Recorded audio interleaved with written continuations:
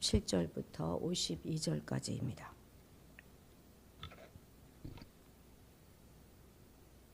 명절 끝날 곧 큰 날에 예수께서 서서 외쳐 이르시되 누구든지 목마르거든 내게로 와서 마시라. 나를 믿는 자는 성경의 이름과 같이 그 배에서 생수의 강이 흘러 나오리라 하시니 이는 그를 믿는 자들이 받을 성령을 가리켜 말씀하신 것이라. 예수께서 아직 영광을 받지 아니하셨으므로 성령이 아직 그들에게 계시지 아니하시더라. 이 말씀을 들은 무리 중에서 어떤 사람은 이 사람이 참으로 그 선지자라 하며 어떤 사람은 그리스도라 하며 어떤 이들은 그리스도가 어찌 갈릴리에서 나오겠느냐. 성경에 이르기를 그리스도는 다윗의 씨로 또 다윗이 살던 마을 베들레헴에서 나오리라 하지 아니하였느냐 하며 예수로 말미암아 무리 중에서 쟁론이 되니 그 중에서는 그를 잡고자 하는 자들도 있으나 손을 대는 자가 없었더라. 아랫사람들이 대제사장들과 바리새인들에게로 오니 그들이 묻되 어찌하여 잡아오지 아니하였느냐. 아랫사람들이 대답하되 그 사람이 말하는 것처럼 말한 사람은 이때까지 없었나이다 하니 바리새인들이 대답하되 너희도 미혹되었느냐. 당국자들이나 바리새인 중에 그를 믿는 자가 있느냐. 율법을 알지 못하는 이 무리는 저주를 받은 자로다. 그 중에 한 사람 곧 전에 예수께 왔던 니고데모가 그들에게 말하되 우리 율법은 사람의 말을 듣고 그 행한 것을 알기 전에 심판하느냐. 그들이 대답하여 이르되 너도 갈릴리에서 왔느냐. 찾아보라. 갈릴리에서는 선지자가 나지 못하느니라 하였더라. 아멘. 예수님은 명절을 위해서 예루살렘을 은밀히 방문하셨습니다. 은밀하게 방문하신 예수님은 그 명절 중반에 성전에서 자신을 완전히 공개적으로 드러내셨어요. 이 명절이 무슨 명절이죠? 바로 초막절입니다. 초막절은 물도 없는 광야에서 하나님의 은혜로 반석에서 물이 나와서 그 물을 마심으로 살아남았음을 감사하는 그런 절기입니다. 그래서 하나님께서 물을 주시는 그것을 기념하는 퍼포먼스를 하는데요. 예루살렘 성전은 이렇게 높은 데 있잖아요. 거기보다 그렇게 멀지 않은 곳에 이 낮은 곳에 실로암, 우리가 아는 그 실로암 그 물가가 있습니다. 그러면 이제 실로암으로 내려가서 물을 길어요. 그리고 그것을 점점점 이렇게 전달해서 예루살렘 성전까지 옮깁니다. 실로암의 물이 가장 낮은 곳에서 가장 높은 곳으로 올라가는 것이죠. 그때 이 사람들이 이제 물을 길러 나누면서 우리에게 하나님이 구원을 주셨다 이렇게 노래하면서 물을 옮기는데 그 노래가 바로 이사야 12장 2절에서 3절입니다. 함께 읽어보도록 하겠습니다. 이사야 읽습니다. 시작. 보라 하나님은 나의 구원이시라. 내가 신뢰하고 두려움이 없으리니 주 여호와는 나의 힘이시며 나의 노래이시며 나의 구원이시니라. 그러므로 너희가 기쁨으로 구원의 우물들에서 물을 기르리로다. 이렇게 노래를 부르는 것입니다. 이렇게 이제 물을 성전으로 옮기면서 우리에게 구원을 주신 하나님의 은혜를 기억하는 것이죠. 그래서 이제 물이 이 성전에까지 도착하면 금대접이죠. 금으로 만든 큰 쟁반에 물을 담아서 제사장이 이 물을 성전 바닥에 확 뿌려요. 그러면서 불이 확 밝혀지는 것입니다. 그러면 이제 백성들이 막 환호를 지르죠. 하나님이 우리에게 구원의 기쁨을 주십니다. 그분이 바로 우리의 우물이 되십니다. 이러면서 기뻐하는 것이 이 초막절에서 가장 하이라이트가 되는 주요 행사입니다. 그러면서 영원히 목마르지 아니하시는 생수가 되시는 하나님, 그분이 우리에게 보내주실 메시아를 기다리면서 초막절을 보내는 거예요. 그렇다면 이 초막절의 주인공이 누구이겠습니까? 바로 예수 그리스도 메시아, 하나님의 아들이신 메시아이잖아요. 그리고 지금 그분이 지금 오셨어요. 그런데 그분은 알아보지도 못하고 예수님을 죽이려고 하면서 예수님을 죄인으로 몰고 있으면서 또 한편으로는 우리 메시아여 어서 오시옵소서 하면서 물을 뿌리면서 퍼포먼스를 하고 있는 것입니다. 이들에게 초막절이라고 하는 기쁜 명절은 있었지만 진짜 하나님의 때에 오신 예수 그리스도를 바라보는 눈은 없었어요. 주인공을 핍박하고 죽이려고 하면서 자기들끼리만 기뻐하고 먹고 마시는 잔치를 지금 누리고 있는 것입니다. 그런데 우리의 삶이 이럴 수 있다는 거예요. 우리의 신앙생활이 또 이 땅에서 드려지는 수많은 예배가 이와 같을 수가 있습니다. 우리를 구원해 주신 예수 그리스도는 정작 빠져 있고 유명한 목사님, 유명한 집회, 교회의 어떤 전통, 훌륭한 찬양팀 이런 것들만 우리는 자랑하고 있는 것은 아닌가 돌아봐야 하겠습니다. 정작 예수 그리스도가 목적이 아니라 그저 우리끼리 복받고 우리끼리 기뻐하고 우리끼리 기념하는 그런 잔치가 우리 교회 안에 얼마나 많습니까? 예수 그리스도는 그 자리에 없는 경우가 정말 많습니다. 하나님의 말씀 중심으로 모이는 것이 아니라 성령의 조명하심을 따라서 모이는 것이 아니라 그냥 모이는 때가 되니 모이고 우리가 서로 좋아하고 기뻐하면서 모여가지고 물을 뿌리면서 그냥 하나님을 그냥 좋아하고 기뻐하고 그리고 그냥 스스로 만족하며 지나가는 것. 그런데 정작 주인공은 빠져있는 그런 잔치가 바로 그런 것이죠. 그런데 이번 초막절은 정말 달랐습니다. 37, 38절 같이 읽겠습니다. 명절 끝날 곧 그날에 예수께서 서서 외쳐 이르시되 누구든지 목마르거든 내게로 와서 마시라. 나를 믿는 자는 성경의 이름같이 그 배에서 생수의 강이 흘러나오리라 하시니. 아멘. 초막절은 일주일을 지나는데 그 제일 끝날이 7월 14일 대속죄일입니다. 유대력으로는 7월이 새해거든요. 그러니까 지금 지난 한 해 동안 지은 모든 죄가 다 씻어지는 날이 이 명절 끝날 이 대속죄일입니다.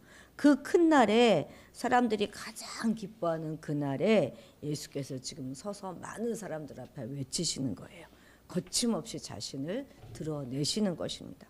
누구든지 목마르거든 내게 와서 마셔라. 이제 더 이상 실로암의 물을 떠서 제단까지 옮겨가 뿌리는 그런 헛된 짓 할 필요 없다. 이제 진짜 생수가 왔다. 근데 그것이 바로 나다. 이렇게 말씀하시는 것입니다. 그리고 예수를 믿는 자는 그 배에서 그러니까 그 믿는 자는 그 속에서부터 생수의 강이 흘러날 것이다. 이렇게 말씀하고 계시는 것이죠. 그리고 이어지는 39절에 보면 속에서부터 솟아나는 그 생수의 강 그것이 무엇을 가리키는 것이라고 설명해 주고 있잖아요. 그것이 무엇입니까? 바로 예수 그리스도를 믿는 자가 받을 성령을 가리켜 말씀하신 것이다. 이렇게 설명해 주고 있습니다. 그렇습니다. 예수를 믿는 자가 영적인 목마름을 해결할 수 있는 것은 곧 성령께서 그 사람의 속에 내주하시기 때문에 그렇습니다. 그리고 이어지는 말씀에 계속 보는 바와 같이 아직 예수님께서 영광을 받지 못하셨기 때문에 성령이 아직 저희에게는 계시지 않는다. 이렇게 말씀하고 있죠. 이것은 성령의 내주하심은 예수님이 십자가에 죽으시고 부활하시고 승천하심을 통하여서 영광을 받으신 이후에 있게 될 것이다 하는 말입니다. 물론 성령님은요 구약시대에도 활동하셨어요. 그리고 예수님께서 지상에서 사역하실 때 아직 그러니까 승천하시기 전이죠. 이때 동안에도 성령님은 활동하셨습니다. 그렇지만 구약시대의 성령의 사역은 나스린과 같이 소수 특정한 사람에게 어떤 특정한 시기 동안에만 특정한 하나님의 일을 수행하도록 하기 위해서 임한 것이었을 뿐 아니라 구약시대의 성령의 임재는 그 사람 본성 자체를 변화시키는 그런 일은 하지 않았습니다. 비록 성령께서 특정인을 감동시키고 특정인에게 능력을 주시기도 하셨죠. 다윗에게도 임하셨었고 또 사울 왕에도 임하셨잖아요. 그렇지만 그것은 영속적인 내주하심이 아니라 어떤 특정한 기간이 지나면 그냥 떠나시는 그런 것이었어요. 그런데 이제 예수님의 부활과 승천 이후에 성령의 사역과 활동은 특정 인물이나 특정 지역의 경계를 초월하여서 전 세계의 누구든지 믿는 자 누구에게나 다 임하게 되는 것입니다. 임할 뿐만 아니라 내주하게 되시는 거예요. 그 성령님께서 믿는 자의 속에서 믿는 자와 함께 거하시게 되는 것이죠. 이것이 얼마나 놀라운 일입니까? 그래서 사도 바울은 그리스도인들은 성령이 거하시는 성령의 전이다 이렇게 말씀하고 있는 것이죠. 우리는 우리 안에 성령이 늘 내주하고 계신다는 사실을 다시 한번 기억하시기 바랍니다. 하나님의 성령이 내 안에 거하신다 하는 이 엄청난 사실에 진정으로 감격하고 감사하시는 여러분들이 되시기 바랍니다. 예수를 믿는 믿음 안에서 내 안에 계신 성령의 인도하심에 민감하게 반응하고 순종하는 그런 삶을 살아가시게 되기를 간절히 바랍니다. 자, 50절에서부터 52절까지 같이 읽겠습니다. 그 중에 한 사람 전에 예수께 왔던 니고데모가 그들에게 말하되 우리 율법은 사람의 말을 듣고 그 행한 것을 알기 전에 심판하느냐? 그들이 대답하여 이르되 너도 갈릴리에서 왔느냐? 찾아봐라. 갈릴리에서는 선지자가 나지 못하느니라 하였더라. 아멘. 율법으로 무리를 저주하고 있었던 사내들이 그 공회원들은 동료 공회원인 니고데모가 오히려 그들 자신이 율법의 절차를 어기고 있다 이렇게 지적하자 반성하기는커녕 너도 갈릴리에서 왔느냐? 갈릴리에서는 선지자가 나지 못한다 이렇게 오히려 면박을 주고 있습니다. 사실 갈릴리에서 선지자가 나지 못한다 하는 이 말이 맞는 말입니까? 그렇지 않아요. 요나 선지자도 이 갈릴리 지방의 가드헤벨이란 지역의 출신지였어요. 또 다른 많은 선지자들의 경우에도 성경에 보면 그 출신지가 나오지 않는 경우가 많아서 그렇지 갈릴리에서 선지자가 나지 못한다 하는 말은 옳은 말이 아닙니다. 지금 사내리온 공회원들의 이 말은 니고데모의 문제 제기로 곤란한 처지에 빠지니까 지역 감정을 거론하면서 이제 공경에서 빠져나오려고 하고 있는 것이죠. 그렇습니다. 권위주의에 빠진 지도자일수록 절대 충고를 수용하지 못합니다. 잘못된 문제를 딱 지적하면서 다른 의견을 제시하면 그것을 곧 자신에 대해서 반기를 든 것으로 나에 대해서 공격한 것으로 여기죠. 그래서 다양한 의견을 수렴하여서 최선의 결정을 내리기 위해 노력하기보다는 반대 의견을 내는 자를 잘못했다 질책하면서 면박을 줍니다. 더욱이 권위주의에 빠진 종교 지도자들은 자신들의 견해를 곧 하나님의 견해와 동일시하는 그런 경향도 많습니다. 물론 교회 내에서는 하나님이 세우신 영적 질서 존중해야 하고 하나님은 또한 대개 지도자들을 통해서 자신의 뜻을 나타내시기도 하시죠. 그러나 그렇다고 해도 교회 지도자가 모든 결정을 독단적으로 내리는 것은 옳지 않을 뿐만 아니라 또한 그것이 항상 옳을 수도 없어요. 그래서 우리는 다양한 의견을 듣고 때에 따라서는 자신의 입장과 반대되는 그런 의견조차도 수용할 수 있는 그런 포용력을 가져야 할 것입니다. 물론 자신의 잘못이 드러났을 때 그것을 사실로 인정하고 고치는 것, 그건 그렇게 쉬운 일은 아닙니다. 그러나 잘못을 인정하고 다른 의견을 수용하는 것은 잠시는 기분이 상할 수 있을지 모르겠지만 그것이 지도자로서의 또는 어른으로서의 권위를 손상시키는 것은 결코 아닙니다. 오히려 아랫사람의 권위와 충고에 개방적인 지도자에게 아랫사람들은 마음을 열게 될 것이고 그래서 그 지도력은 더욱 강화될 수 있는 것이죠.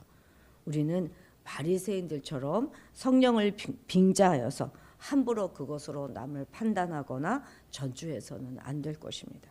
하나님의 말씀인 성경은 지식만 쌓아서 남을 판단하라고 주신 것이 아니라 성경을 통해서 하나님의 뜻을 깨닫고 실천하도록 주신 것입니다.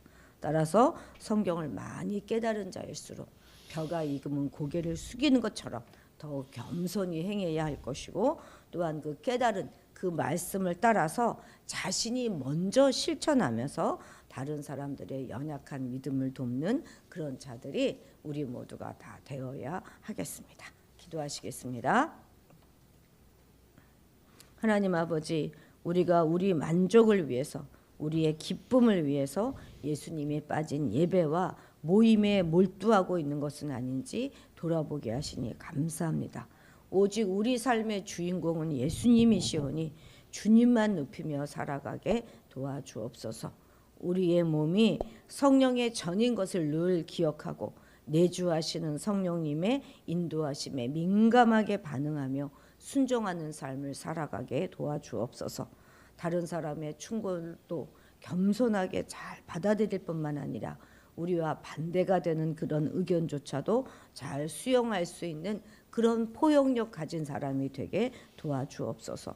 권위주의에 가득 차서 혼자만의 독단에 빠지지 않게 하시고 공동체 구성한 누구와도 잘 화합하며 하나가 되어서 연약한 믿음의 사람을 돕는 우리 모두가 되게 인도하여 주옵소서. 감사드리며 예수님의 이름으로 기도드렸습니다. 아멘.